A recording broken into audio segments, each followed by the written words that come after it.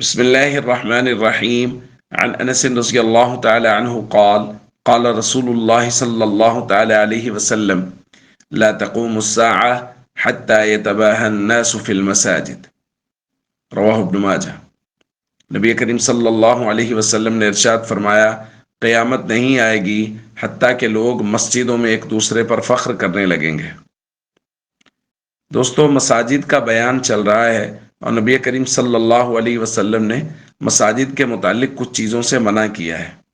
مساجد میں ایک دوسرے سے آگے بڑھنا اس کی تعمیرات کے معاملے میں، جیسا کہ ہمارے یہاں ہو رہا ہے کہ جی مساجد، ہماری مسجد زیادہ خوبصورت ہے، ہماری مسجد کے مینار زیادہ عمدہ ہیں، زیادہ بلند ہیں، زیادہ اچھے ہیں، بس یہی چیزیں اور یہی باتیں ہو رہی ہیں۔ مساجد کے میں جو اصل تعمیری کام ہے وہ ہے مساجد کی آبادی کا خیال کرنا، مساجد میں لوگوں کو اللہ کے ساتھ جوڑنا۔ اس سے توجہ ہٹتی چلی جا رہی، بس تعمیرات پر رہ گئی ہے۔ اسی لیے نبی کریم صلی اللہ علیہ وسلم نے کچھ لوگوں کا ذکر فرمایا کہ آخر زمانے میں کچھ لوگ آئیں گے، ان کی بہت سی علامات ہوں گی، لیکن ان میں سے ایک فرمایا مساجدہم عامرۃ، ان کی مساجد تعمیرات کے اعتبار سے تو بڑی عمدہ ہوں گی، ان کے مینار بلند ہوں گے، ان کی تعمیرات بڑی عمدہ ہوں گی، لیکن وہ مساجد خراب من الہدا، وہ ہدایت سے خالی ہوں گی، ان کے اندر ہدایت موجود نہیں ہوگی۔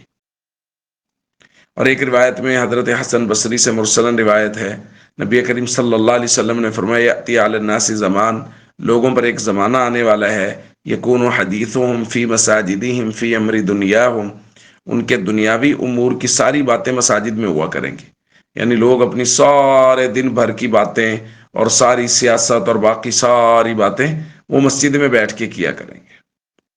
تو یہ امت کے زوال کا وقت ہوگا۔